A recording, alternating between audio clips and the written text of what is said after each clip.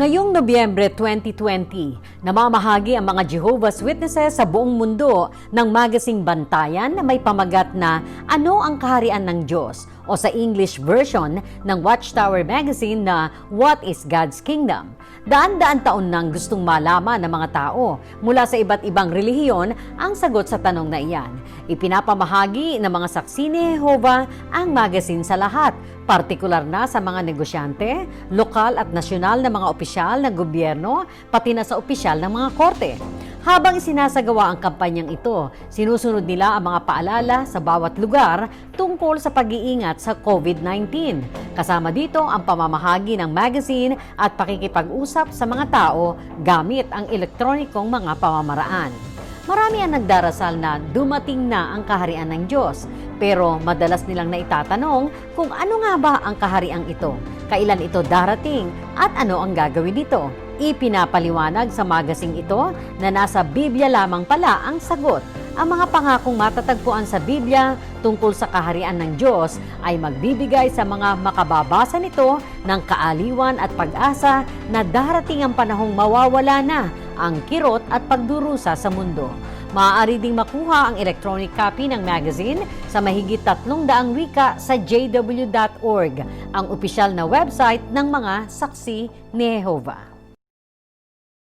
Sasamahan tayo ng Assistant National Spokesman for Jehovah's Witnesses in the Philippines. Walang iba, si Ginoong Benji Barnizo. Mr. Barnizo, good morning po and welcome sa Inquirer Radio at Inquirer Television. Napapanood din po tayo sa iba't ibang panig ng mundo sa pamamagitan ng ating live streaming sa iba't ibang media platform. Good morning, Mr. Barnizo.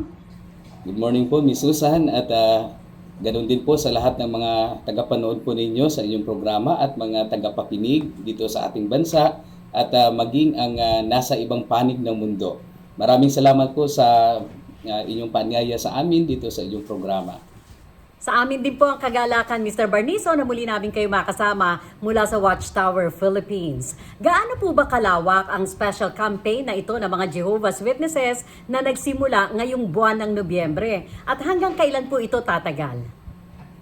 Yung campaign po namin na ipamahagi ang number 2 2020 na issue ng aming ang Bantayan, yung public edition number 2 na ang paksa ay What is God's Kingdom? O ano ang kaharian ng Diyos. Ito po ay isang global campaign. Ibig sabihin, buong daigdig po ang saklaw po ng gawain namin dito, yung pamamahagi sa 240 na mga bansa at mga lupain. At more than 8.5 million po na mga saksi ni Jehovah sa buong daigdig ang makikibahagi dito. At dito po sa ating bansa po, Ms. Susan, around 230,000 po na mga Pilipino ang ini-expect din po namin na makikibahagi. At kasama po dito ang mga minamahal po natin ng mga OFW na mga Jehovah's Witness din na nasa ibang mga bansa. Makikibahagi din po sila. Yung tanong nyo po kung gaano kahaba po ito po ay isang month-long campaign. Ito po ay nag-umpisa noong November 1 at magtatapos po sa November 30. At sa pagkakataong ito, malamang po marami sa inyong mga tagapakinig at nanonood ngayon ay baka napadala na rin po sila ng kopya ng magazine ng mga saksi ni Jehovah na ano ang kaharian ng Diyos. Ito din po pala ay isinalin sa mahigit 360 na mga wika at siyam po dito ay galing dito sa ating bansa, dito sa Pilipinas. Yun po yung wikang Bicol. Napakagaling naman. Sige po. Opo, yeah. Bicol, yung wikang Cebuano, yung Filipino, Hiligaynon, yung Ibanag, Iloco, Pangasinan, Waray-Waray, at FSL. Malamang po, nagtatanong po yung ilan, ano po yung language na FSL? FSL. Meron bang ganun dito That's sa right. Pilipinas? Ano nga ba yan? Yeah. So itong FSL po, ito po ay Filipino Sign Language. Filipino Sign Language. So meron tayong sariling sign language pala. Hindi kasabayan doon sa international.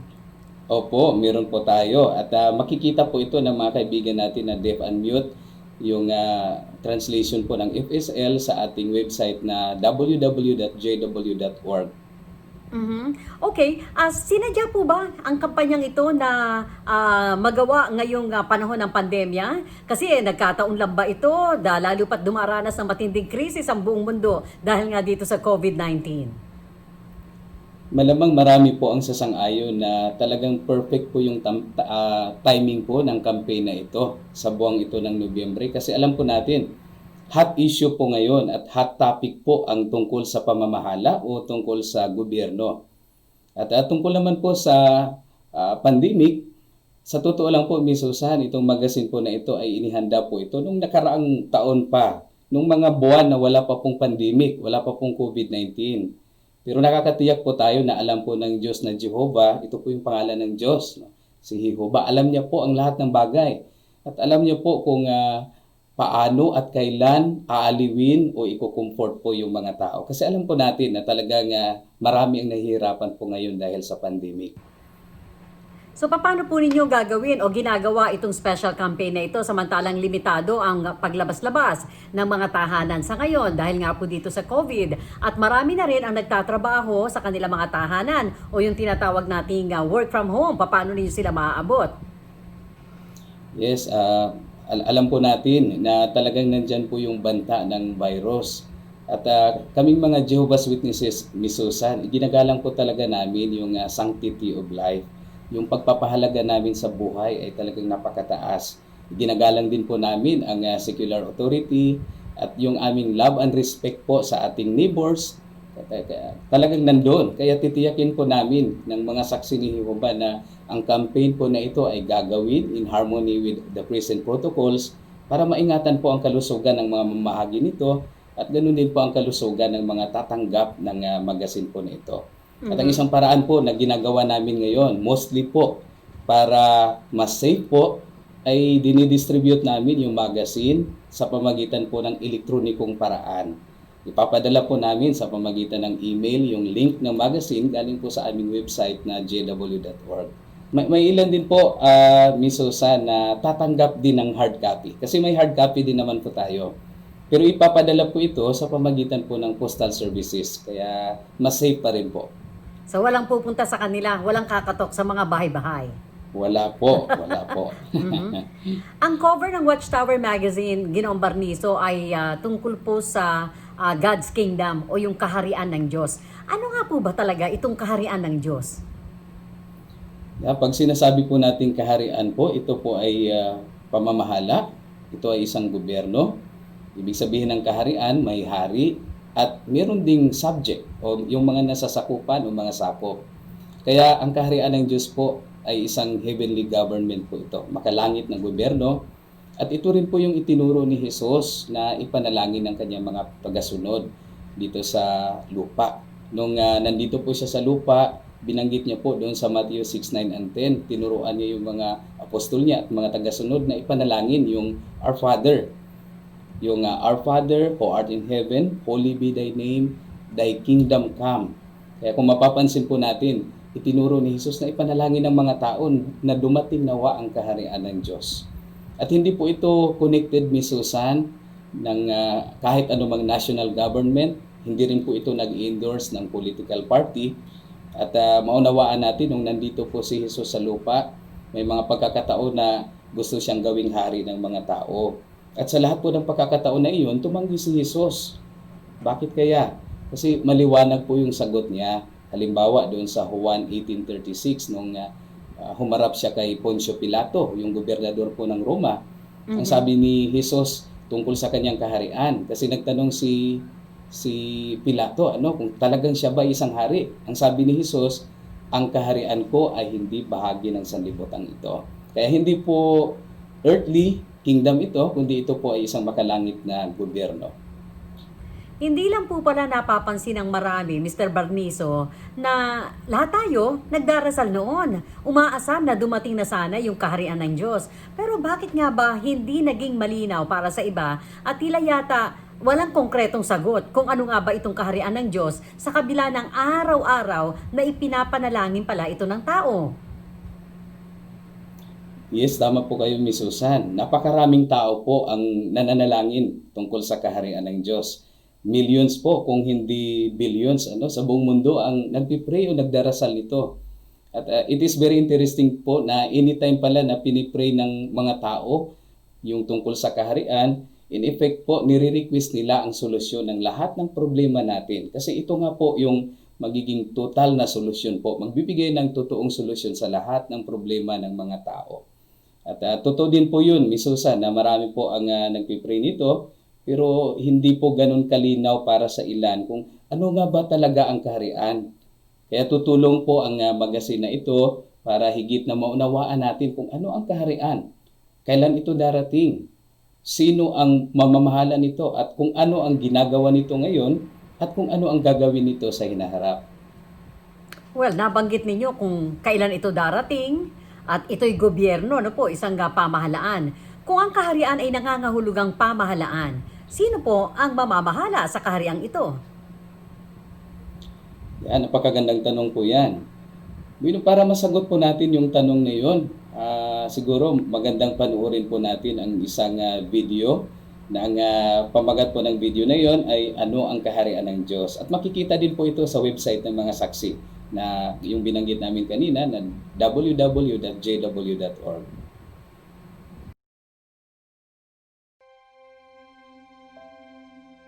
Sa buong ministeryo ni Jesus, kaharian ng Diyos ang pinakamadalas niyang ituro. Matagal nang ipinananalangin ng kanyang mga tagasunod na dumating ang kahariang iyan. Pero ano ba ang kaharian? Ang kaharian ay isang uri ng gobyerno. Sa isang gobyerno, may tagapamahala, sentro ng pamahalaan, teritoryong pinamamahalaan, batas, at mga mamamayan. Nakalulungkot, hindi na ibibigay ng maraming gobyerno ang pangangailangan ng kanilang mga sakop at mas inuuna nila ang sariling kapakanan. Sa kabaligtaran, ang kaharian ng Diyos ay may perpektong tagapamahala, si Jesus, ang pinili ng Diyos para maging hari. Pumili rin ng Diyos ng mga mamamahalang kasama ni Jesus. Ang kahariang ito ay mamamahala mula sa langit. Galing sa Diyos ang kapangyarihan at awtoridad nito. Pamamahalaan nito ang buong lupa at aalisin ang mga problemang dulot ng nasyonalismo. At pwedeng maging mamamayan ang sinumang susunod sa mga batas nito. Paano makikinabang ang mga mamamayan ng kaharian? Noong nasa lupa si Jesus, gumawa siya ng mga himala para ipakita kung ano ang gagawin ng kaharian ng Diyos.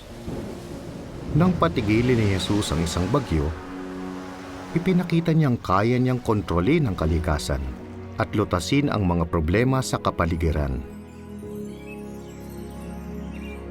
Nang magpakain siya ng libo-libo, ipinakita niyang aalisin ng kaharian ang tagutom. Nang pagalingin ni Jesus ang mga may sakit, pilay, bingi at bulag, ipinakita niyang magkakaroon ang lahat ng perpektong kalusugan sa ilalim ng kanyang pamamahala. At nang bumuhay siya ng patay, ipinakita niyang bubuhayin muli ang mga patay sa ilalim ng kaharian.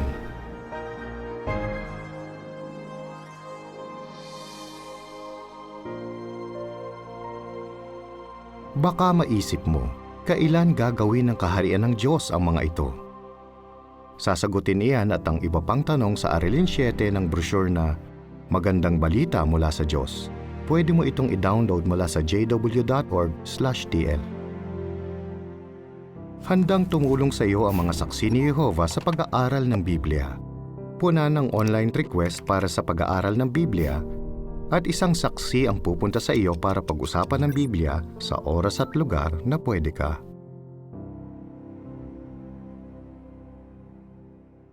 So, tungkol naman po sa tanong po ninyo na sino ang magiging hari nito? Ang sagot po ay walang iba kundi si Jesus o si Kristo Jesus.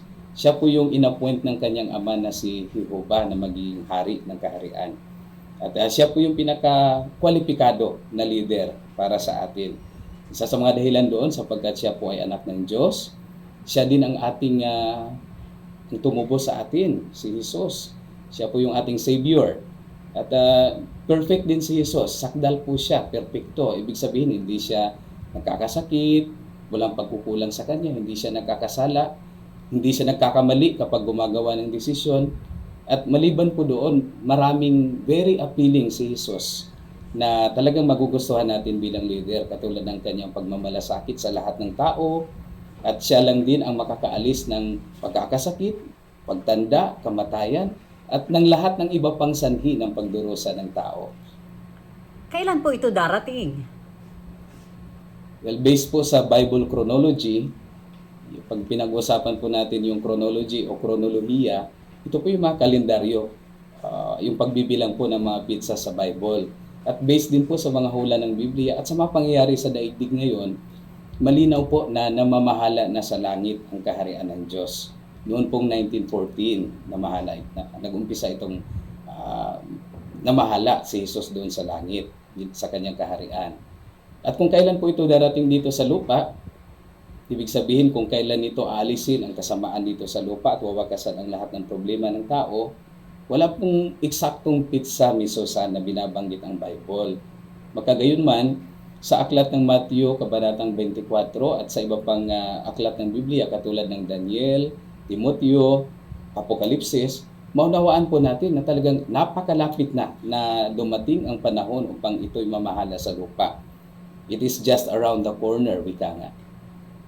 Oo, kasi kung binanggit po ninyo na kung umiiral na o namamahala na ang kaharian o gobyerno ng Diyos, maaaring iniisip ng ating mga tagapakinig, tagapanood ngayon, Mr. Barnizo, na bakit hindi po natin nararamdaman ito ngayon?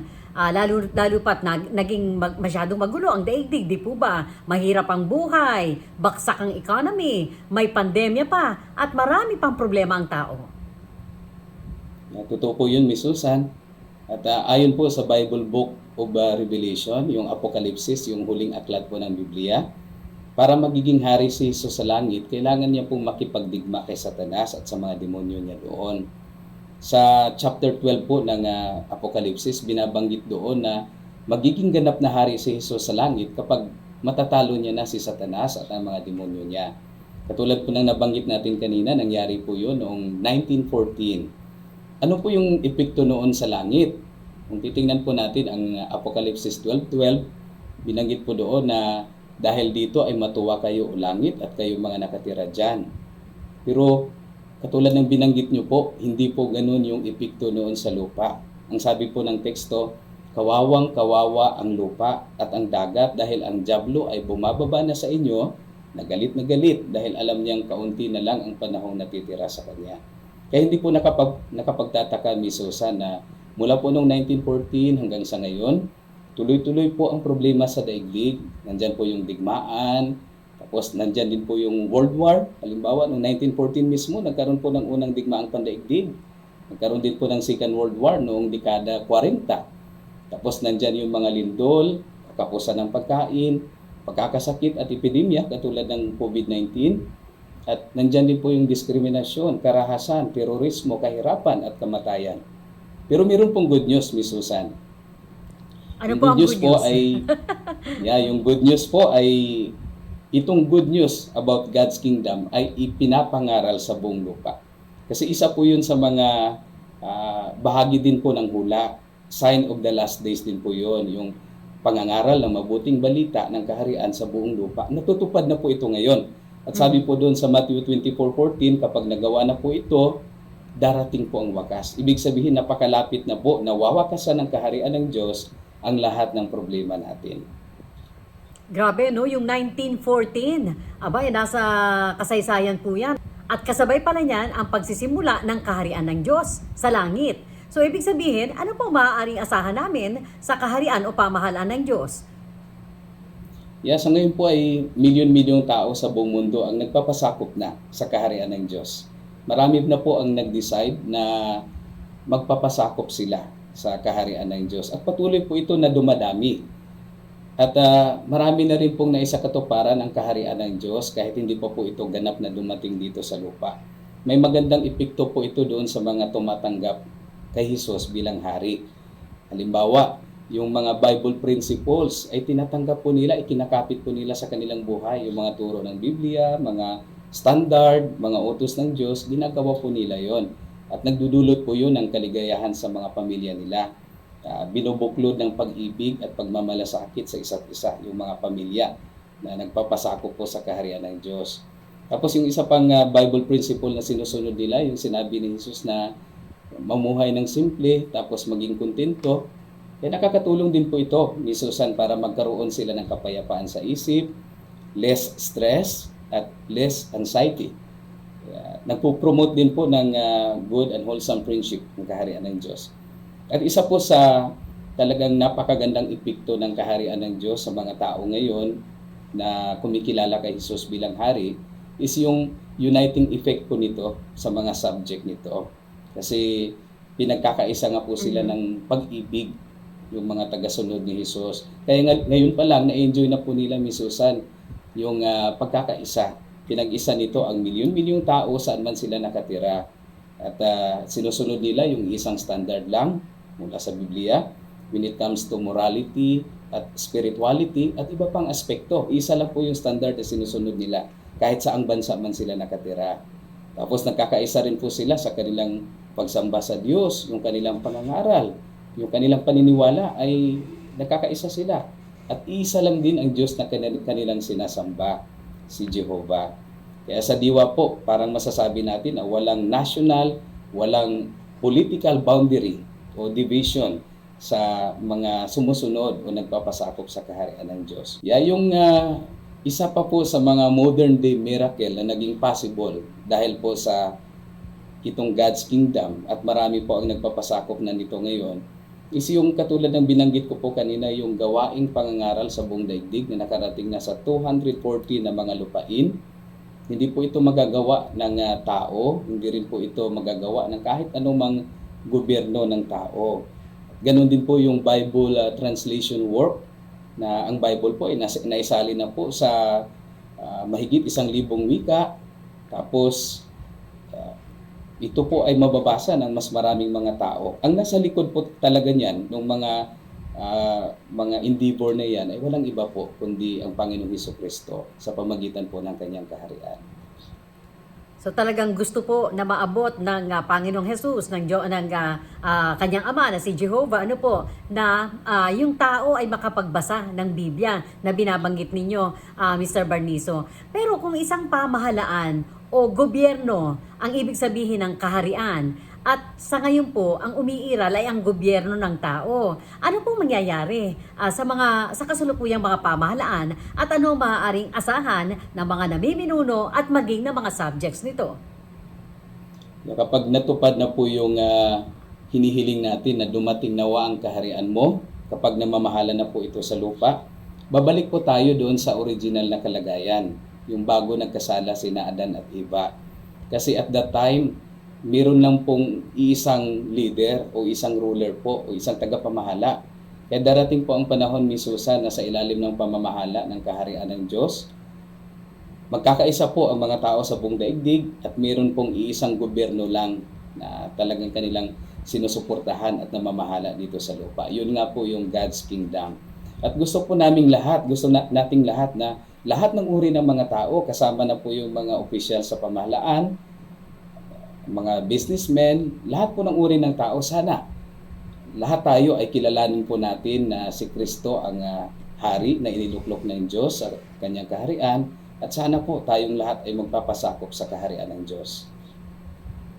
Nabanggit po ninyo kanina na matatagpuan lamang sa Biblia. Ano po ang sagot hinggil sa kaharian ng Diyos? At kilala ang mga saksi ni Jehovah sa pagtuturo ng Biblia at sa pangangaral. Ngayon may pandemic, paano po ninyo ginagawa ito ngayon? At yung kampanya na sinimulan ninyo para sa buwan ng Nobyembre? Opo, nagpapatuloy pa rin ni Susan ang pangangaral ng mga saksi ni Jehovah sa buong mundo. Hindi po ito mahadlangan ng kahit anumang COVID-19 o kahit anumang pandemic yung pangangaral namin. Ngunit, ginagawa po namin ito ngayon sa ibang paraan. Kasi talagang mahal po namin ang buhay, ginagalang namin ang aming mga kapitbahay. Hindi po kami ngayon nagbabahay-bahay. Umpisa noong Marso, hininto po namin yon. At hindi rin po kami ngayon gumagawa ng pangangaral sa publiko, yung public witnessing. Hininto din po yon. Ngunit nangangaral po kami ngayon sa elektronikong paraan. Kaya tinatawag po namin yan na virtual ministry. Gumagamit po kami ng telepono, cellphone, nag-email po kami at iba pang elektronikong paraan para patuloy pa rin na may pangaral ang mabuting balita at maturuan yung mga tao tungkol sa Biblia. Kahit po hindi makatanggap ng printed copy, yung ating mga kababayan sa iba't ibang panig ng mundo na nakatutok sa atin ngayon, Mr. Barnizo, naririyan din yung ating mga OFW, hindi po ba? Yung ating mga land-based at mga sea-based workers, yung ating mga seafarer na naglalayag ngayon sa mga karagatan. Papaano? O pwede pa rin ba sila na makakuha ng kanilang mga kopya? Yes, pwedeng-pwede po. Para sa mga kababayan po natin na nasa ibang bansa, nagsisikap din po ang mga saksi ni Jehovah doon sa mga bansa na iyon na lahat din ng mga mamamayan nila ay makatanggap ng kopya ng magazine po na ito na Ano ang Kaharian ng Diyos. At kung hindi po kayo makakatanggap ng hard copy, baka makakatanggap po kayo ng electronic copy nito, yung soft copy, o di kaya baka yung mga kababayan din mismo natin ang mga saksi ang na nandun sa mga bansa na yon ang magbibigay po sa inyo ng kopya ng magazine. Kasi yung focus din po nila is yung mga kapwa nila Pilipino na nandun sa mga bansa na yon. Pero yung isang option pa po, Miss Susan, kung halimbawa at the end of the month, wala po silang matatanggap galing sa mga saksi, may isa pa pong option. Pwede po ninyong basahin ang magazine na ito online. Nasa jw.org po ito, yung official na website ng mga saksi. Punta lang po kayo doon sa library tab. Tapos, i-click nyo po yung magazines. Tapos, hanapin nyo po yung The Watchtower number 2, 2020, What is God's Kingdom? O sa Tagalog, Ano ang Kaharian ng Diyos? O sa anumang wika na gusto ninyo, na mas naiintindihan po ninyo, pwede po ninyong basahin yun online. At para naman po doon sa mga kaibigan natin na naglalayag, ito yung good news po, as long as na may internet connection po kayo, maaari ninyong basahin ito online or maaari po ninyo itong i-download sa aming website na jw.org. Sige po, Mr. Barnizo, anyayahan niyo po ang ating mga tagapakinig, ang ating mga nanonood ngayon sa pamamagitan ng ating live streaming worldwide hinggil po sa isyong ito ng magazine God's Kingdom. Nasa inyo po ang pagkakataon at ilang pang mga mensahe na nais ninyong iwanan sa ating mga kababayan saan man sa mundo. Maraming salamat po.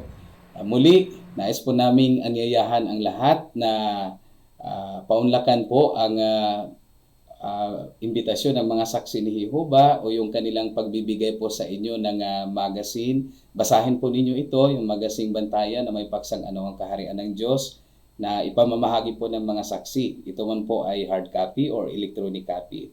At kung may mga tanong po kayo tungkol sa magazine po na ito, tungkol sa paksa ng kaharian o kahit sa anong paksa po, kahit anong paksa mula sa Biblia, malulugod po ang mga saksi ni Jehovah na tulungan po kayo na masumpungan ang kasagutan sa Biblia sa mga tanong na iyon.